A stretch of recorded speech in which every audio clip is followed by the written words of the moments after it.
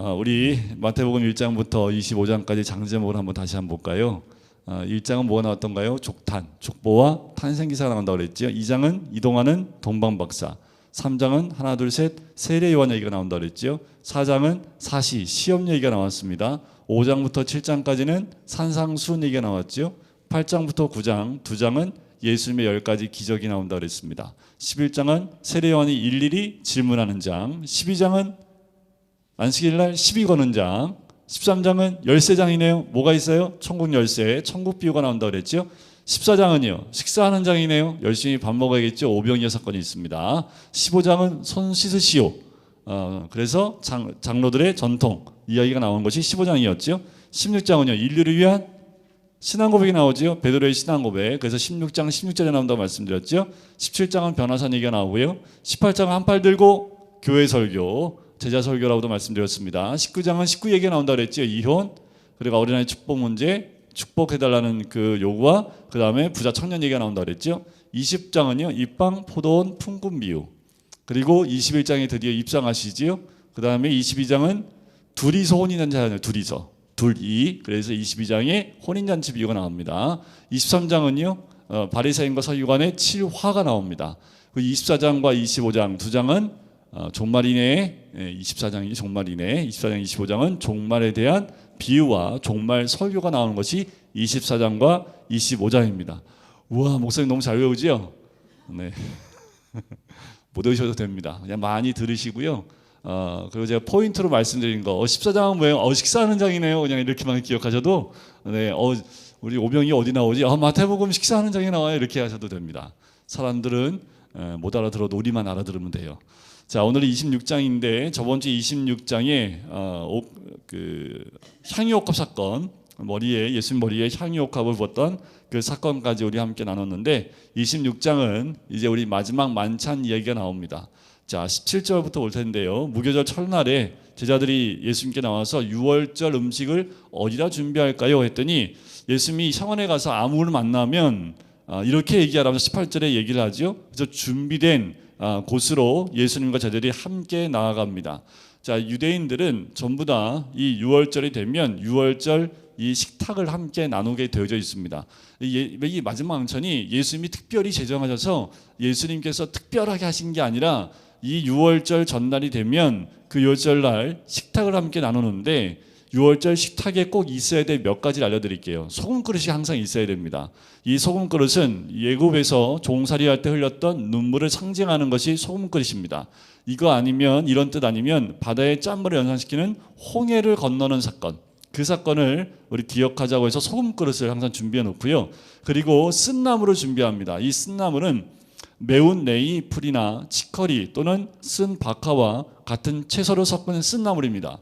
오늘 우리 아이들이 아침에 이 쓴나물을 먹었습니다. 우리 유초동부 아이들 오늘 아침에 아침 식사로 이 쓴나물을 먹었는데 확실히 애들이 채소를 잘 안 먹어요. 채소 먹이려니까 머리가 아프다고 머리 아프고 배 아프다고 네, 몸이 반응을 해요. 채소 싫어해서. 근데 애들이 이스라엘 태어났으면 1년에 한 번은 꼭 먹어야 됩니다. 이 쓴나물. 그리고 하로셋이라는 그 소스가 있습니다. 우리 집에서는 우리 가정에서 만든 하로셋이 따로 있습니다. 이 하로셋이 뭐냐면 사과, 잣, 호도 등을 으깨서 만들고 거기다 꿀과 포도주를 섞어서 만든 양념장입니다. 이게 뭘 상징하냐면 쓴나물과 하로셋은 애굽에서의 고생했던 그 쓴 기억을 회상하게 하기 위해서, 그래서 쓴나물과 하로셋을 꼭 기억하는데 이 채소들은요 우슬초로 피를 뿌렸던 것을 또 상징하는 내용이기도 합니다. 그래서 꼭 이것만 하세요. 유월절 식탁에 꼭 있는 건 소금 그릇과 쓴나물과 하로셋이라는 양념장이 있다. 이 정도만 기억하시면 되고요. 포도주를 총 4번에 나눠서 마시게 됩니다. 첫 번째는 쓴나물과 함께 한잔하고요. 두 번째는 유월절 잔치 유래를 말하면서 기억을 되새기면서 유월절을 왜 하게 됐는지 유래를 말하면서 한 잔을 마시고요. 양고기를 먹으면서 시편 113편과 14편을 암송하며 마시게 됩니다. 그리고 시편 115편과 118편의 말씀을 읽으면서 만찬에 마무리하면서 마지막 4번째 잔을 마십니다. 이렇게 유월절날 식탁을 함께 나누는데, 자, 이렇게 보니까 지금 예수님이 떡과 잔을 먹고 마시는 것이 그냥 예수님이 처음 하신 것이 아니라 유월절 식탁 가운데 있었던 것 가운데 예수님께서 이것을 하나의 다른 언약으로 바꾸신 거예요. 나를 기념하라 하면서 이 마지막 만찬, 성만찬을 우리에게 허락해 주신 것이다 라고 보시면 돼요.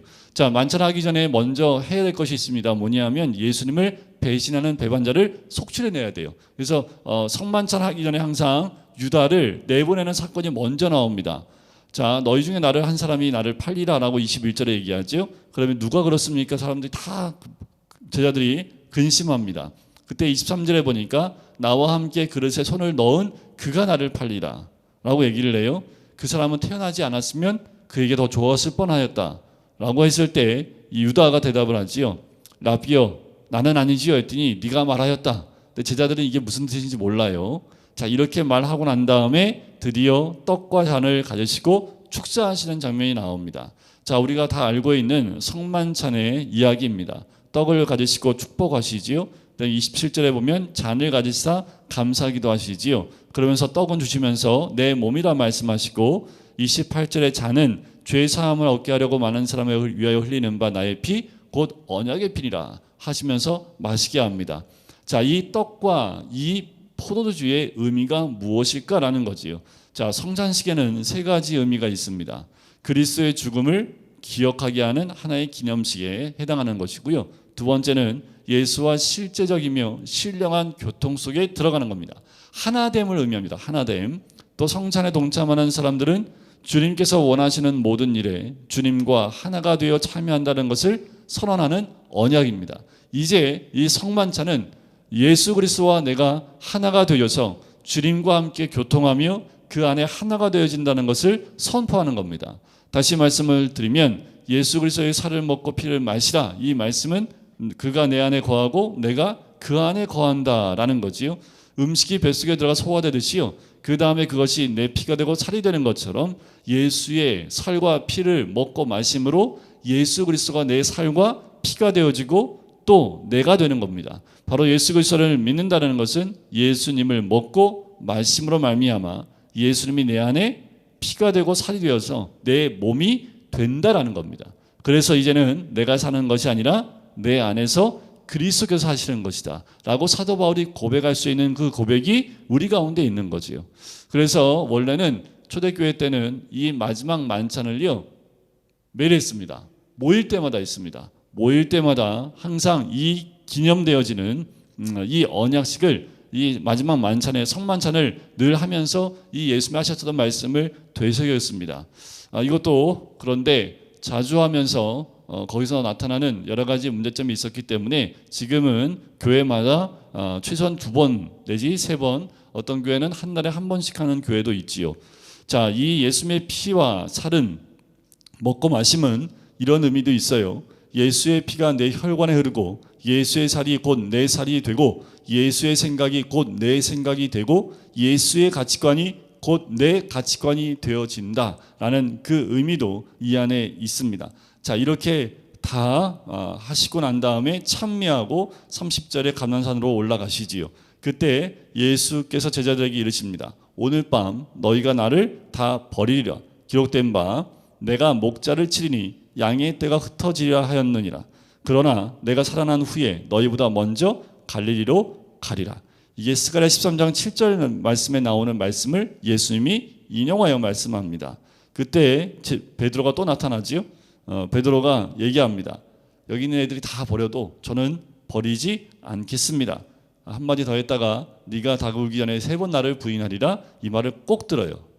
베드로의 그 모습 가운데 베드로의 신앙 고백 다음에도 이런 유사한 패턴이 있지요. 가만히 있으면 중간이라도 가는데 괜히 말했다가 3번이나 부인하게 되는, 이것도 베드로를 다시 제자로서 사도로서 세우시는 예수님의 특별한 계획하심이 있는 것 같아요. 여러분들 이런 말을 들었을 때 베드로가 어떤 마음이었을까요? 거부합니다. 절대로 그렇지 않겠습니다 라고 얘기를 해요. 얼마나 무안했을까요? 하지만 예수님의 이 말씀을 베드로가 예수님의 3번 부인하고 이 말씀이 기억이 나요. 여러분들 말씀이 기억이 나는 것이 중요하고 축복이지, 이렇게 넘어진 것, 자체가 문제가 되지 않습니다. 우리는 누구나 넘어질 수 있습니다. 누구나 넘어지고 누구나 죄질 수 있는 사람들입니다. 그렇다면 중요한 건 뭐예요? 말씀이 기억나면 돌이킬 수 있는 거지요. 베드로는 예수님의 이 말씀 때문에 돌이킬 수 있었습니다. 만약 예수님이 이 말씀이 없었다면 베드로가 3번 부인하고 그냥 가버렸을지도 모르겠어요. 그런데 복음서에 보면 이 말씀이 기억나서 나가 심히 통곡하더라라는 말씀이 있는 것을 보게 되지요. 자, 그리고 이 제자들 가운데 특별히 3명을 데리고 37절에 보면 베드로와 세베대의 2 아들을 데리고 이제 산으로 올라갔습니다. 겟세마네 동산에 올라가서 기도하시는 부분이 나오지요. 그래서 제자들 3명인데 뭐라고 얘기하시냐면 38절에 좀 여기 머물러서 나와 함께 깨어 있으라라고 얘기합니다. 깨어 있으라. 참 예수님이 깨어 있으라는 말을 이 마지막 마태복음 후반부에 가장 많이 반복해서 말씀하십니다. 나와 함께 좀 깨어 있으라. 예수님이 애들이 잘 걸 몰라서 그랬을까요? 예수님의 마음의 괴로움과 그 고독함에 대한 고백이기도 하지요. 조금 나가서 얼굴을 땅에 내시고 기도하십니다. 내 아버지여 만일 할만하시거든 이 잔을 내게서 지나가게 하소서. 여기까지만 했다면 예수님께서 하나님의 뜻을 이루고자 이 땅에 오셨는데 그것을 거부하는 것처럼 보이지요. 그러나 나의 원대로 마시옵고 아버지의 원대로 하옵소서.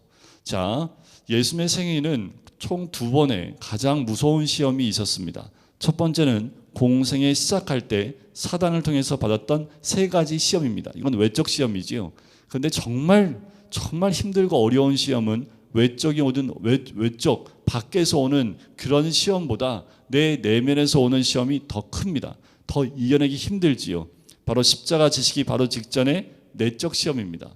그 고통과 괴로움 가운데 있는 것을 다 아시는 예수님께서 웬만하면 이 잔을 넘겨달라고 이야기하고 3번이나 반복해서 기도를 합니다. 여러분들 기도가 뭔지 아세요? 기도는 이런 의미가 있습니다. 내 뜻을 아버지 뜻에 순종시키는 하나님의 방법이 기도입니다. 그러니까 예수님이 마지막에 그렇게 기도하신 거예요. 나의 원대로 마시옵고 아버지의 원대로 하옵소서라고 이야기하는 것은 내 뜻을 아버지 뜻에 순종시키겠습니다 라는 말씀이지요. 십자가를 지기 위한 최대의 준비가 기도입니다. 최후의 준비가 기도이지요. 유일무이한 준비는 기도밖에 없습니다. 그래서 예수님도 십자가 바로 지시기 전에 겟세마네 동산에 올라가서 3번이나 반복해서 기도하시지요. 하지만 제자들은요, 기도 안 해요. 자고 있습니다. 자, 40절에 보세요. 제자들에게 오사 그 자는 것을 보시고 베드로를 콕 집어 말씀하시죠. 너희가 나와 1시간도 이렇게 깨어 있을 수 없더냐라는 거예요. 우리의 한계입니다. 육을 입고 있는 우리의 한계는 육을 입고 있기 때문에 그 연약한 가운데 주님과 깨어있지 못하고 늘 잠을 자고 있는 우리의 모습이지요. 여러분들 25장에 보면 슬기로운 5처녀와 미련한 5처녀가 나오지요. 근데 그거 아세요? 신랑이 올 때 슬기로운 5처녀는 깨어 있었고 미련한 5처녀는 자고 있었던가요? 다 자고 있었습니다. 다 자고 있었어요. 여러분들 주님 오실 때 절대로 저는 깨어 있을 거예요. 그럼 반드시 잡니다. 네, 다 베드로예요. 우리가 한 사람도 그런 사람이 어디 있어요? 다 자요. 성경은 다 잔다고 나와요. 근데 뭐 하고 있어야 됩니까? 준비는 하고 있으면 돼요. 잘 수는 있습니다. 주님이 깨우실 때 준비되어져 있는 자는 주님과 함께 들어갈 수 있는 거죠. 그래서 마지막 때까지 우리 예수님이 늘 깨어있으라 말씀하시지만 더 중요한 것은 깨어있을 뿐만 아니라 깨어있는다는 것은 잠을 안 자고 깨어있다는 의미가 아닙니다. 그러면 10처녀 가운데 5처녀는 깨어있어야 되잖아요. 깨어있다는 것이 잠을 안 자고 깨어있다는 의미보다 준비가 되어 있느냐라는 겁니다. 준비가 되어 있는 사람이 깨어있는 사람이에요. 자, 2번째 기도하시고 다시 가서 보니까 다시 자고 있어요. 3번째 또 했는데 또 와서 보니까 이제 야, 자 이제 예수님이 45절 보세요. 됐다. 자고 쉬라. 보라 때가 가까이 왔으니 인자가 죄인의 손에 팔리느니라. 그래요. 3번의 기회가 있었는데 제자 3명은 3번의 기회 가운데 다 놓치고 어떻게 해요? 그냥 자고 말았지요. 이제 자고 쉬라라고 얘기합니다. 자, 일어나라 함께 가자. 보라 나를 파는 자가 가까이 왔다라고 얘기하지요. 자, 3번의 기도를 반복하신 예수님은 이제 조금도 동요함이 없이 그 십자가의 길을 걸어가실 준비가 된 것을 46절을 통해서 알 수 있어요. 일어나라, 함께 가자. 보라, 나를 파는 자가 가까이 왔느니라. 준비되어 있지 않았다면 그 자리를 피하셨겠지요. 하지만 이 길이 예수 그리스도의 길이고 또 하나님의 길인 것을 알고 자기가 팔려야 될 것까지 다 알고 계시기 때문에 가룟 유다가 와서 자신을 팔 것에 대해서 말씀을 하지요. 그때 베드로가 어떻게 합니까? 51절에 대지상의 종의 귀를 쳐서 떨어뜨리지요. 그때 예수님이 만류하십니다. 52절에 내 칼을 도로 칼집에 꽂으라. 칼을 가지는 자는 다 칼로 망하느니라. 54절 그리고 귀를 고쳐주시는 장면도 나옵니다. 다른 복음서에 보면 내가 만일 그렇게 하면 이런 일이 있으리라 한 성경이 어떻게 이루어지겠느냐. 그래요. 이렇게 하지 않다면 하나님의 뜻이 어떻게 이루어지겠느냐라는 거예요. 철저하게 마지막 예수님이 배신당하시고 붙잡혀 가시는 것까지도 성경에 기록된 대로 하나님 뜻대로 이루어져야겠다라고 말씀을 하는 거지요.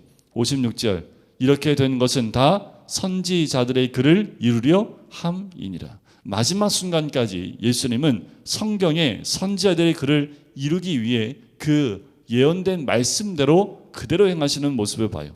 자, 그렇게 예수님을 붙잡아서 대제사장 57절 가야바의 집으로 데리고 갑니다. 자, 이 공회 옆에 예수님을 세우는데 당시 산헤드린 법정이 있습니다. 이 유대인들이 하는 산헤드린 법정은요, 정치, 종교, 입법, 행정 모든 것을 관할하고 있는 이스라엘 백성들 가운데 권력기관입니다. 최고 권력기관이에요. 이 산헤드린 공회의원은 71명으로 구성되어져 있습니다. 실제로 재판이 성립되기 위해서는 정적수의 23명이 참여해야 됩니다. 그리고 모든 형사사건은 낮 동안 재판되어야 하고 완료가 되어야 합니다. 해가 지고는 재판을 할 수 없어요. 형사사건들은 유월절 절기 동안은 처리될 수가 없습니다. 이게 산헤드린 법정의 법입니다. 산헤드린 본당인 부석당에서 가결된 것이 아니면 효력이 없습니다. 그리고 증거는 증인에 의해서 확립되기 위해서 두 증인은 서로 다른 장소에서 조사를 받아야 됩니다. 제가 지금 말씀드린 것들이 예수님이 법정에 섰을 때 다 어겨진 것들입니다. 그러니까 실제로 그 법정에서 이루어진 모든 판결은 다 부적절하고 또 부법적인, 그러니까 불법적인 것으로 진행됐다라는 거지요. 지금 제가 말씀드린 것, 산헤드린 공회의원 정적수도 채워지지 않았고 저녁에 되어졌고, 그리고 이 판결이 내려져야 될 부석당이 아닌 곳에서 이 일이 진행이 되어졌고, 또 두세 사람이 서로 다른 장소에서 각각 증언이 하나가 되어야 되는데 한 자리에서 그 증인들의 말을 다 들었다라는 것, 모든 것이 불법적이라는 것을 알 수 있는 거죠. 자, 대제사장 들고 온 공회가 예수를 죽이려고 증거들을 찾아서 막 가지고 옵니다. 자, 64절 예수님이 이렇게 말씀하시지요. 자, 네가 하나님의 아들 그리스도인지 우리에게 말하라 라고 했을 때 네가 말하였느니라. 그러나 내가 너희에게 이르노니 이후에 인자가 권능의 우편에 앉아있는 것과 하늘 구름을 타고 오는 것을 너희가 보리라. 옷을 찢어요. 이게 왜 다른 것은 예수님이 죽일 어떠한 증거가 안 되는데 확실한 증거가 되는 건 뭐냐면 사람이 하나님의 아들이라는 것은 하나님 모독하는 모독죄가 됩니다. 이것은 처형죄에 해당됩니다. 유대인들한테. 그래서 이 가야바가 직접 물어본 거예요. 예수님한테 네가 하나님의 아들 그리스도인지 우리에게 말하라. 네 말이 맞다라는 거지요. 내가 이후에 인자가 권능의 우편에 앉은 것과 하늘에 구름을 타고 오는 것을 너희가 보리라. 그러니까 자기가 그리스도이고 하나님의 아들이라는 것을 이야기하니까 대제사장이 옷을 찢고 이것 외에는 이것보다 더한 이 사형죄가 뭐가 있겠느냐 하면서 판결을 내려버리죠. 그와 동시에 그 주변에 있던 사람들이 예수 그리스도에 대해서 이제 예수님을 주먹으로 치고 얼에 침 뱉으며 모두 모욕하는 장면이 등장을 하지요. 자, 그때 한 장소에 있었던 한 사람의 모습이 69절에 나옵니다. 베드로가 바깥들에 앉았는데 한 여종이 나와서 너 예수와 함께 있는 거 내가 봤다 했더니 70절에 부인하지요. 71절 그 장소로 옮깁니다. 앞문까지 나갔는데 다른 여종이 또 다른 여종이에요. 그를 보고 너 한패지라고 얘기합니다. 72절에 맹세하고 또 부인합니다. 자, 73절에 조금 후에 곁에 섰던 사람들이 나와서 베드로에게 또 얘기하지요. 내 말소리를 보니까 너 갈릴리 사람 맞는데 라고 얘기했더니 74절에 저주합니다. 그때 닭이 울지요. 75절에 이에 베드로가 예수의 말씀에 닭 울기 전에 내가 3번 나를 부인하리라 하심이 생각나서 밖에 나가서 심히 통곡하니라. 자, 이제 드디어 예수님께서 산헤드린 공의원에서 했던 모든 재판을 마치시고 이제 빌라도에게 넘겨져서 십자가에 못 박히시는 장면이 27장에 등장을 합니다. 자, 예수를 판 유다가 먼저 죽는 장면이 3절부터 나오지요. 3절부터 10절까지 나옵니다. 자, 유다가 그 정죄됨을 보고 스스로 뉘우치지요. 그 은 30을 그들에게 다시 도로 갖다 줍니다. 그 유다는 은을 성소에 던져놓고 스스로 목매어 죽게 되지요. 그리고 이 사람들은 그 값을 가지고 핏값이기 때문에 성전에 넣어두는 것이 옳지 않다라고 해서 토기장이의 밭을 사서 나그네의 묘지를 삼아버리고 그 밭을 지금도 피밭이라고 이야기를 합니다. 자, 이 말씀도 예레미야 선지자의 말이 이루어집니다. 9절에 보면 그들이 그 가격 매겨진 자 곧 이스라엘 자손 중에서 가격 매긴 자의 가격 곧 은 30을 가지고 예레미야 32장 말씀이고요. 토기장의 밭값으로 주었으니 스가랴 11장 말씀입니다. 그러니까 두 군데의 말씀을 다 인용해서 이 가론 유다에 대한 부분들을 이야기해 주고 있지요. 자, 베드로와 가론 유다의 차이점이 뭘까요? 가론 유다는 팔아넘겼기 때문에 죽일 놈이고 베드로는 단지 부인만 했기 때문에 죽일 놈이 아닙니까? 가론 유다의 잘못과 베드로의 잘못이 서로의 죄가 중하고 경하기 때문에 가론 유다는 정말 나쁜 놈이고 베드로는 그나마 좀 덜 죄졌기 때문에 괜찮은 사람입니까? 거기에 기준이 있지 않지요. 중요한 것은 이들이 회개하고 돌이키느냐 그렇지 않느냐가 중요한 거지요. 가론 유다의 회개에는 뉘우침이 없습니다. 뉘우침이 있어요. 뉘우침은 있는데 하나님께로 돌이켜서 그 죄에 대해서 온전히 돌이키는 모습이 없는 거지. 뉘우침은 있어요. 이런 거예요. 자녀들이 뭐 잘못했어요. 그래서 그 앞에서는 눈물 흘리면서 잘못했습니다 하고 다음에 또 해. 그리고 또 혼냈더니 또 눈물 흘리면서 제가 잘못했습니다 하고 뉘우치는데 다음에 또 해. 그건 뉘우치는 게 아니지요. 엄마 아빠 보기엔 이게 엄마 아빠를 기망해. 그래서 나중에 좀 더 심하게 맞겠죠. 똑같이 반복하니까. 자, 하나님 함께도 회개는 우리가 말로만 잘못된 것을 드러내는 것이 아니라 우리가 행동해서 돌이키는 거지요. 자, 베드로도 통곡합니다. 거기에 머무르지 않고 그가 회개하고 돌이켜서 주의 사역에 나중에 사도행전에 보면 돌이켜 나오는 것을 보게 돼요. 그러니까 베드로가 여전히 12사도들 가운데에서 중요한 자리에 있는 것을 보게 되는 거지요. 자, 가론 유다의 회개는요, 자살에 이르는 비극으로 끝나지만 베드로의 통곡은 성령을 받는 축복으로 연결이 됩니다. 이게 다른 거예요. 가론 유다가 회개했다면 자기의 목숨을 끊는 것으로 끝을 맺으면 안 됩니다. 베드로는 그의 통곡과 함께 결국 성령을 받는 축복을 누리게 되는 거지요. 둘 다 후회하고 회개했지만 결과는 한 사람은 성령 충만을 받았고 지도자로 세워졌고 한 사람은 자살하는 비극으로 끝났다라는 거예요. 무엇이 진정한 회개인지는 우리가 한번 돌이켜볼 필요가 있겠습니다. 자, 이제 빌라도 앞에서 예수님이 또 신문을 받는 장면이 11절부터 등장을 하지요. 네가 유대인의 왕이냐 했더니 네 말이 옳다라고 얘기하시고 그 다음부터는 전혀 예수님이 빌라도의 말에 대답을 하지 않으시는 모습을 보게 됩니다. 자, 6월절이 되면 빌라도하고요 로마에서는 유대인들이 워낙 뭐라 그럴까요? 6월절만 되면 폭동을 일으켜요. 왜냐하면 6월절이 어떤 날입니까? 해방되는 날이잖아요.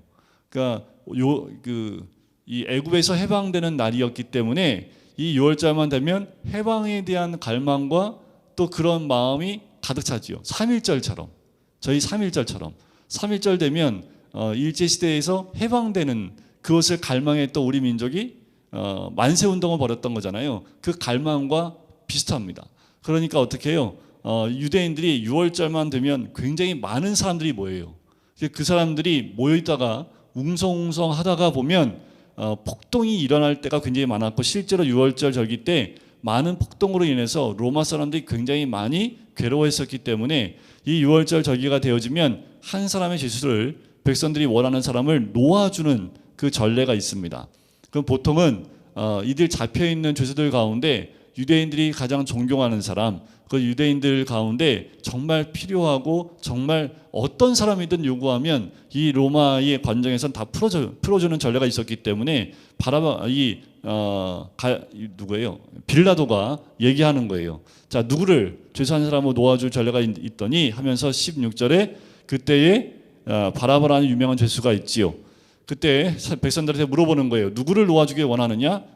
바라바냐? 그리스도라 하는 예수냐? 라고 질문을 하는 거지요. 그때 바라바를 놓아주기를 원하는 그 백성들의 소리가 있습니다. 이때 빌라도한테 그 아내가 사람을 보내요. 19절에 이건 마태복음에 나오는 사건인데 저 옳은 사람에게 아무 상관도 하지 마옵소서. 오늘 꿈에 내가 그 사람으로 인하여 애를 많이 태웠나이다. 그러니까 상관하지 말라는 거예요. 예수의 재판에 상관하지 말라고. 그랬더니 이 대제사장과 장로들이 무리를 막 권해서 바라바를 달라고 예수를 죽이자라고 선동하기 시작을 합니다. 그래서 빌라도의 마음은 어떤 거예요? 보니까 예수님을 놓아주기 원했던 거예요. 무슨 죄를 진 게 없어요. 불법적인 어떤 걸 한 것도 없어요. 바라바는 로마 사람들한테는 역적이지요. 왜냐하면 이 반란을 품었던 사람이었기 때문에, 유명한 죄수였기 때문에 바라바는 당연히 그 죄값을 치러야 되는 사람이지만 예수님은 그 죄값을 치를 만한 게 없어요. 그런데 백성들이 십자가에 못 박아달라고 자꾸 외치니까 빌라도가 그 소리에 져버립니다. 그래서 24절에 보면 빌라도가 아무 성과도 없이 도리어 밀란이 나려는 것을 보고 물을 가져다가 무리 앞에서 손을 씻으며 이르되 이 사람의 피에 대하여 나는 무죄하니 너희가 당하라. 그런다고 사도신경에서 죄지는 건 아니지요. 네, 시대가 바뀌고 수천 년이 흘러도 계속해서 이 빌라도의 그 이름은 유명합니다. 우리 모든 그리스도인들 입에 늘 한 주에 한 번은 언급되게 되어 있지요. 자, 이 빌라도도 거기서 벗어나고 싶었지만 그러지 못한 이의 모습을 보게 되지요. 백성이 얘기합니다. 그 피를 우리와 우리 자손에게 돌릴지어다 라고 25절에 얘기하지요. 이 고백이 실제로 이스라엘 유대인들 가운데 그 피가 그들에게 돌아가는 일들이 역사상 세계사 가운데 굉장히 많이 닥치게 됩니다. 십자군 전쟁 때 굉장히 많은 유대인들이 죽은 거 아세요? 예루살렘은 한 번 회복한 적이 있습니다. 그리고 십자군에 나왔던 그 많은 사람들이 예루살렘 정복하고 난 다음에 유대인들을 많이 학살했대요. 왜냐하면 예수님이 죽인 애들이라고. 그래서 이 유대인들은 이 기독교를 역사적으로 굉장히 배척하는 이유 중에 하나가 뭐냐면 그리스도인들이 유대인들을 많이 죽였습니다. 실제로 세계사에 보면. 그리고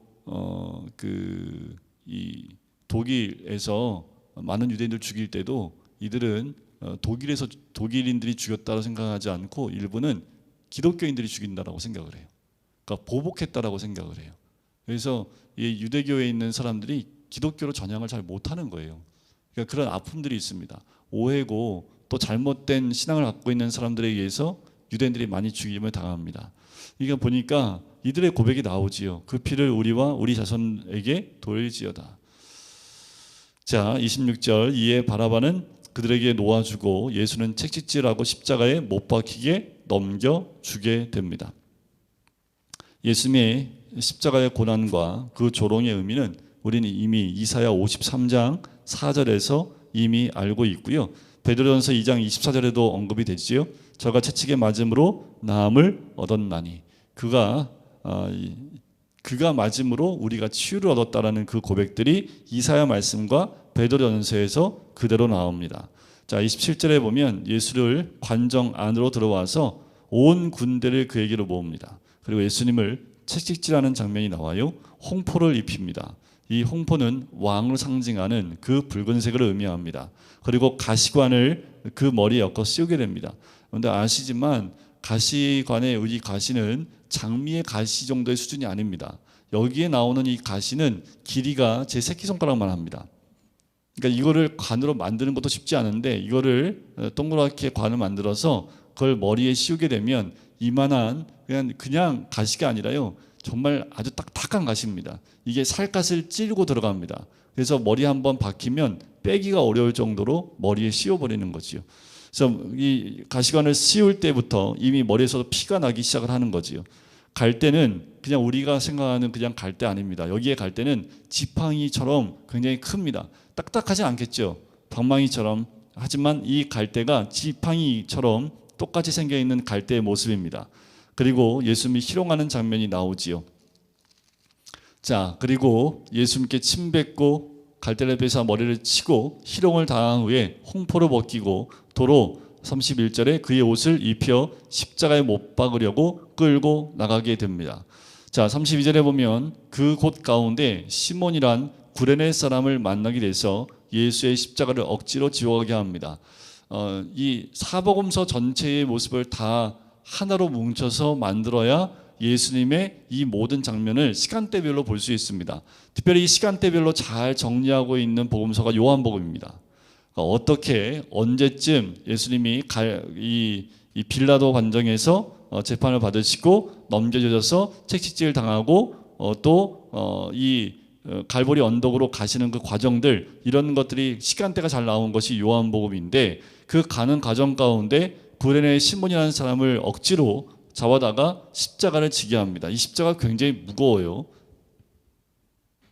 그리고 예수님이 갔던 그 거리가 직선거리로 가는 것이 아니라 당시에 이 십자가의 죄로 십자가에 못 박혀 죽는 사람들은 그냥 가서 십자가에 못 박는 것이 아니라 그 도시의 모든 큰 도로들 다 다니게 합니다. 그래서 그 목에 죄패를 걸고 다니게 해요. 여기도 보면 37절에 죄패가 나오지요. 이는 유대인의 왕 예수라는 죄패를 붙였습니다. 그러니까 죄패를 목에 걸고요, 십자가를 지고, 그리고 모든 도시에 있는 모든 거리를 다 다니게 합니다. 그래서 그 도시에 있는 모든 사람들이 이 십자가를 지는 이 사람이 무슨 죄로 십자가에 처형되는지 보게 하는 거예요. 그만큼 참혹한 처형 방법이 십자가 처형 방법이었기 때문에 그곳에 있는 속국에 있는, 왜냐하면 로마 사람들은 십자가 처형법 자체가 없습니다. 너무 잔혹한 처형법이기 때문에 속국에만 있어요. 그러니까 그 땅에 있는 속국에 있는 그 사람들한테 이런 죄를 지면 다 십자가에 못 박힌다라는 그 의미로 모든 사람 앞에서 십자가를 지고 가게끔 하는 거지요. 그러니까 예수님이 십자가를 지고 가는 거리가 만만치 않습니다. 거의 1시간 반 정도를 이 도시, 예루살렘 도시 안에 있는 모든 거리를 다 다니면서 끌려다니고 있다라고 보시면 돼요. 자, 그래서 33절에 골고다 즉 해골의 곳이라는 곳에 이르게 됩니다. 자, 불법 체포를 당하시고 채찍 맞고 희롱당하고 조롱받으시고 넘어지면서까지 십자가를 지고 계신 예수님의 그 모습 가운데 어떠한 모습에도 원망하거나 불평하는 모습이 없습니다. 그리고 배신감도 나와 있지 않고 분노하는 마음도 없지요. 고통 속에서 누구도 원망하지 않고 십자가를 침묵으로 지시고 계신 것, 그것이 바로 예수 그리스도의 십자가의 모습이라는 겁니다. 예수님의 십자가에 지는 모습은 그 어떤 것에도 원망 불평이 없는 모습이 그대로 드러나지요. 자, 이제 십자가에 못 박히러 올라가셨고요. 34절에 못 박히시기 전에 쓸개 탄 포도주를 예수께 마시고자 합니다. 이 말씀은 시편 69편 21절 말씀을 그대로 따르신 건데, 맛보시고 마시고자 하지 않으시지요. 이것은 사람을 마취시키는 마취의 역할을 하는 겁니다. 그리고 예수님의 십자가에 못 박은 후에, 자, 이것이 삼시로 마가복음에 나오지요. 35절에 나오는 것은 마가복음에 삼시로 나옵니다. 그러니까 오전 9시에 이제 못에 박지요. 그리고 옷을 제비 뽑아 나눕니다. 이거는 시편 22편 18절에 나와 있는 말씀이 그대로 이루어진 거지요. 자, 거기 앉아 지킵니다. 그리고 예수님의 십자가 위에는 죄패가 붙어 있습니다. 그리고 예수님의 좌우에는 강도 둘이 함께 십자가에 못 박혀 있습니다. 강도 사이에 함께 예수님을 못 박아서 그렇게 취급해버리는 거예요, 예수님을. 자, 지나가는 자들이 예수님을 모욕합니다. 대제사장과 서기관들도 희롱합니다. 자기는 구원하지 못하고 남을 구원한다고 말하니 그가 진짜 이스라엘 왕이겠느냐 하면서 예수님을 조롱하는 장면이 나오지요. 그리고 45절 제6시로부터 낮 12시입니다. 온 땅에 어둠이 임하여 제9시까지 계속되더니 낮 3시까지입니다.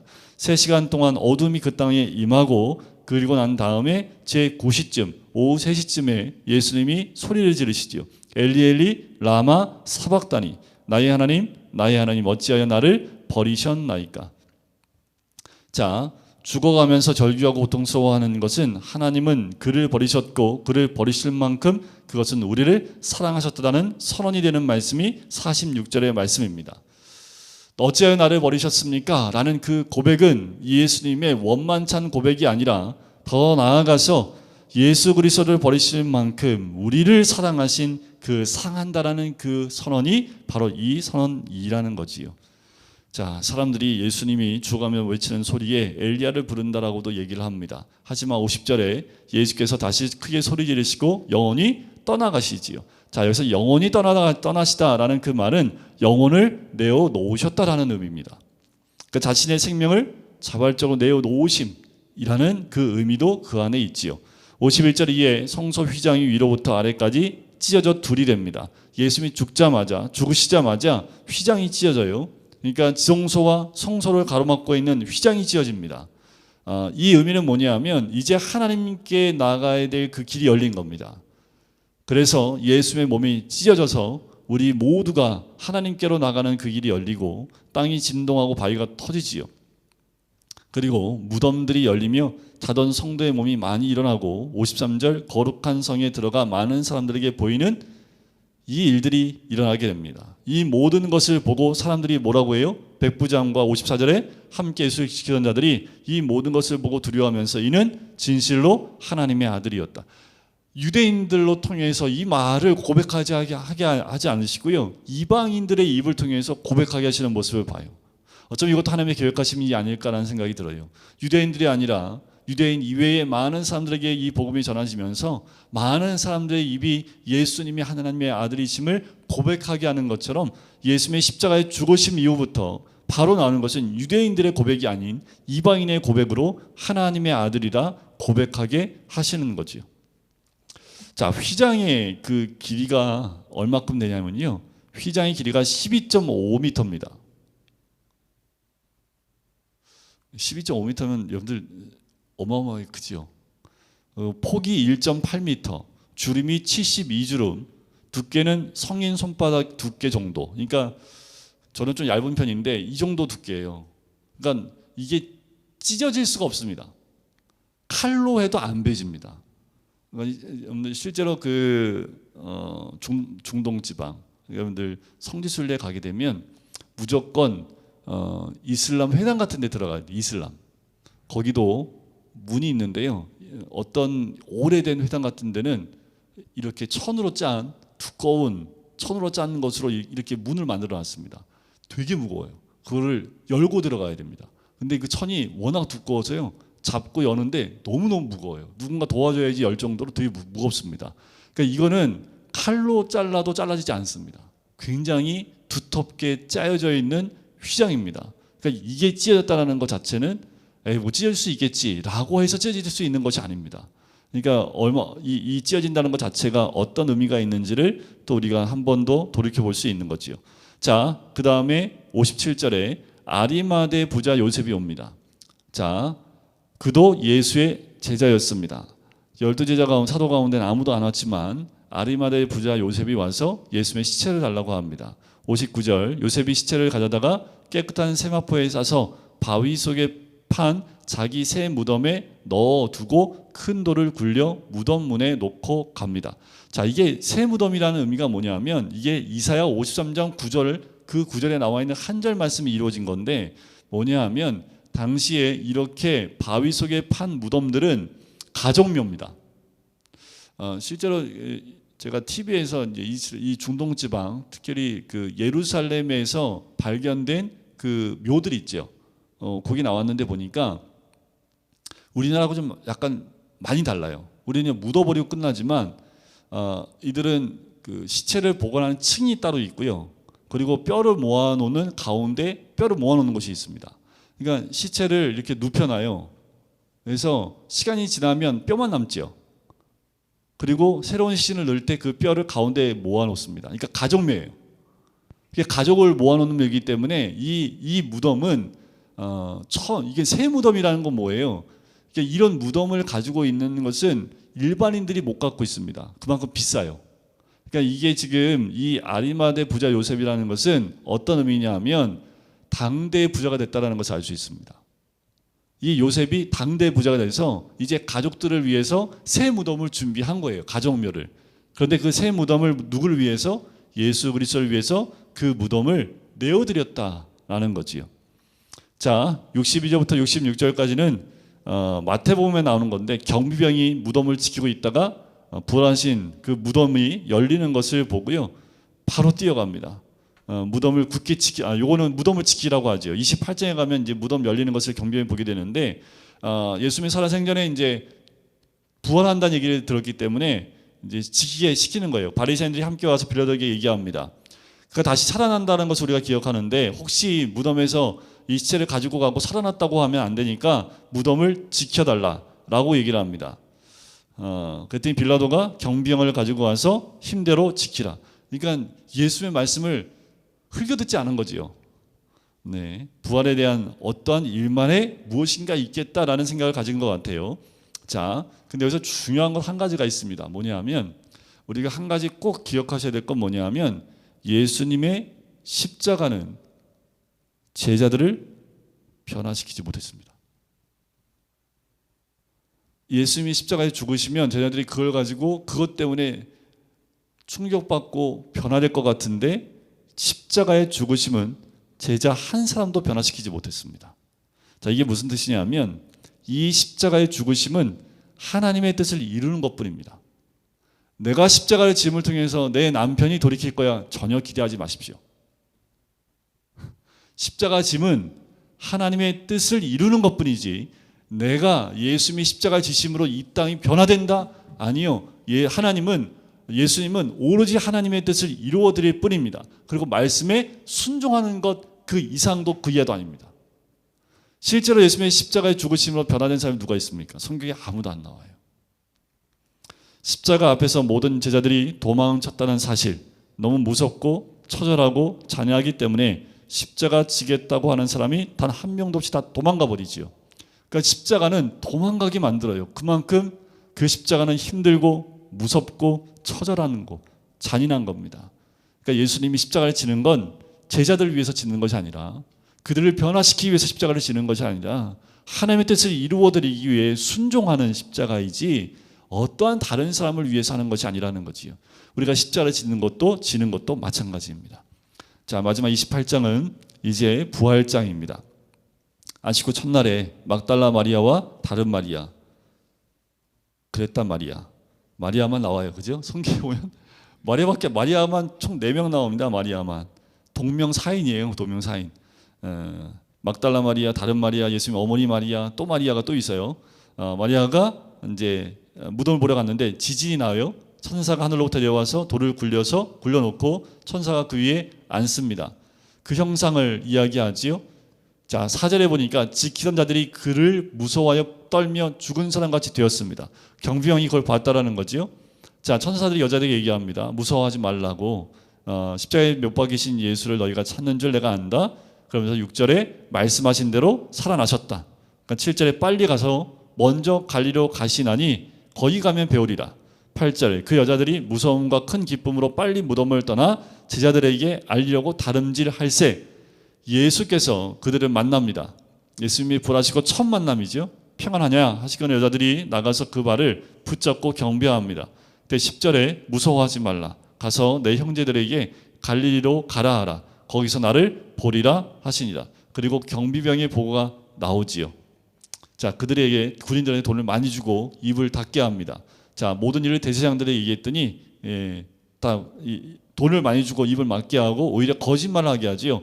도둑질하여 가져갔다라고. 그래서 유대인들도 지금까지 예수님은 제자들이 가지고 도망갔다고 그렇게 알고 있습니다. 그렇게 믿고 있고 성경에 나와 있는 대로예요. 지금도 그렇게 내려오는 것으로 저희가 알고 있고, 하지만 예수를 믿는 그리스도인 그 유대인들은 그렇지 않지요. 자, 16절부터 이제 11제자가 갈릴리에서 예수님을 만나게 되지요. 만나서 예수님을 배웠고 경배합니다. 그런데 경배하지만 아직도 17절에 의심하는 사람들이 있지요. 우리가 교회 나와요. 신앙은 갖고 있지만 의심하는 사람도 있지요. 하지만 하나님이 예수님께서 나와서 말씀하십니다. 하늘과 땅의 모든 권세를 내게 주셨으니 그러므로 너희는 가서 모든 민족을 제자로 삼아 아버지와 아들과 성령의 이름으로 세례를 베풀고 내가 너희에게 분부한 모든 것을 가르쳐 지키게 하라. 볼지어다 내가 세상 끝날까지 너희와 항상 함께 있으리라 하시니라. 자, 마지막 비전을 제자들에게 남겨주십니다. 무엇을 해야 될지에 대한 부분들을 말씀해주고 있는 거지요. 가라는 겁니다. 자, 여기서 우리가 많이 이미 우리가 많이 알고 있지만 이 말씀에는 동사가 딱 하나예요. 동사가 뭘까요?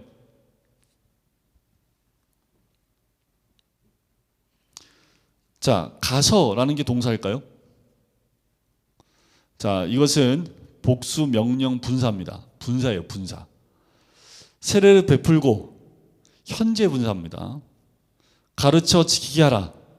현재 분사입니다. 현재 분사라는 그 의미가 뭐냐면요, 한 번이 아니라 계속의 의미가 있습니다. 계속 세례 베풀고 계속 가르쳐 지키게 하라는 거죠. 그러면 동사는 뭐밖에 없을까요? 딱 명령 동사 하나입니다. 제자를 삼으라는 거예요. 자, 분사는 그러면 뭐 할까요? 자, 이 동사를 다 수식하는 겁니다. 이 문법 구조 설명해 드리는데, 가서 제자 삼고 세례를 베풀어 제자 삼고 제자 삼은 그들에게 뭐예요? 가르쳐 지키게 하여 제자 삼으라는 겁니다. 그러니까 예수님이 명령은 딱 한 가예요. 한 가지예요. 제자 삼으라는 겁니다. 가서 제자 삼고 세례 베풀어 제자 삼고 그리고 가르쳐 지키게 하여 제자 삼으라는 거지요. 그러니까 우리가 해야 될 건 뭐예요? 이 땅 가운데 예수님이 제자를 남기셨듯 우리도 제자를 삼아야 됨을 이야기합니다.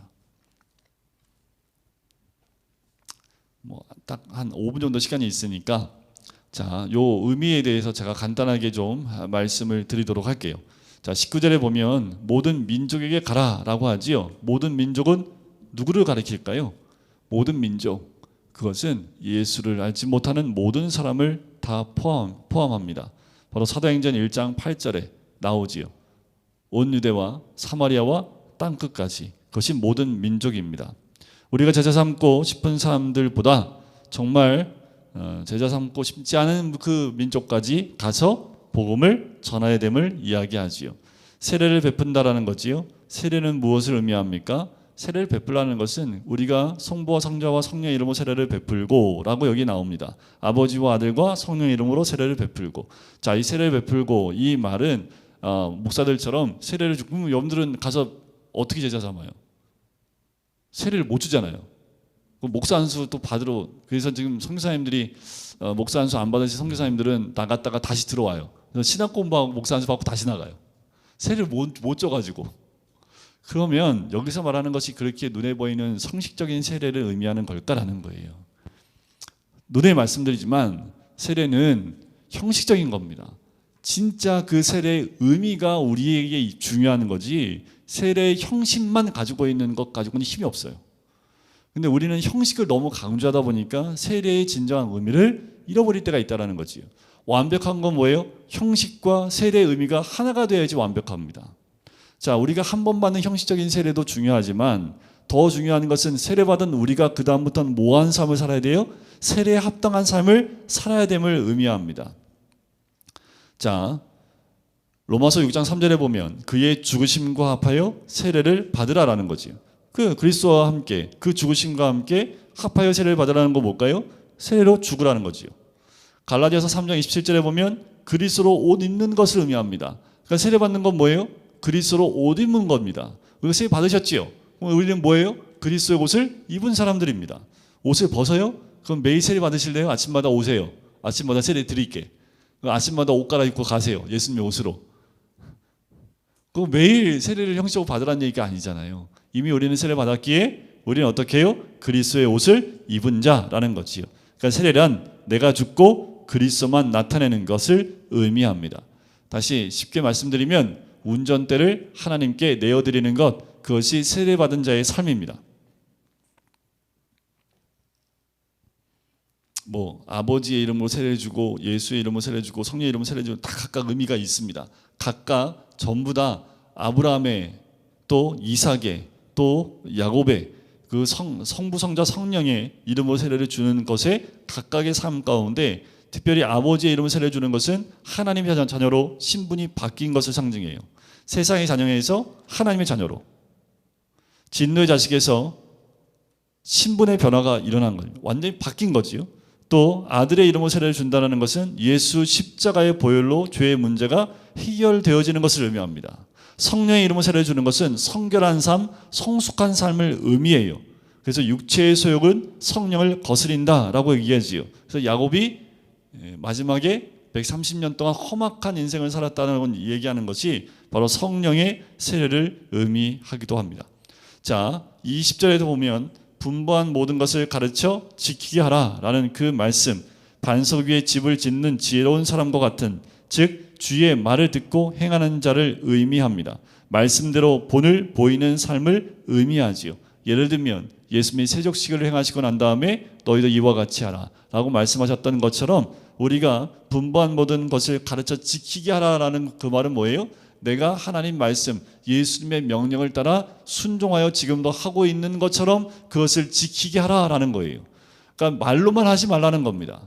말로만 하는 것은 아니라는 거예요. 가르쳐 지키게 한다는 것은 내가 그 가르침을 받고 지키는 것처럼 동일하게 그들도 배우고 지키게 하는 것이 맞다라고 말씀을 하고 있는 거지요.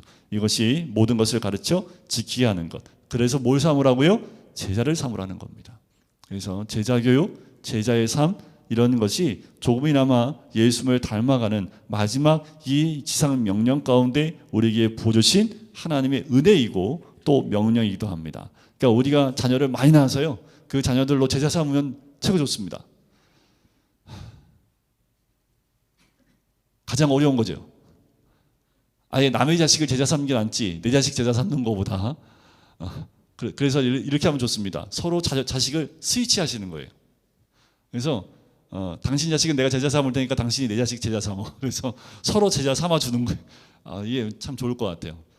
부모 말은 안 듣는데 옆집 아저씨 얘기는 왜 이렇게 잘 들어?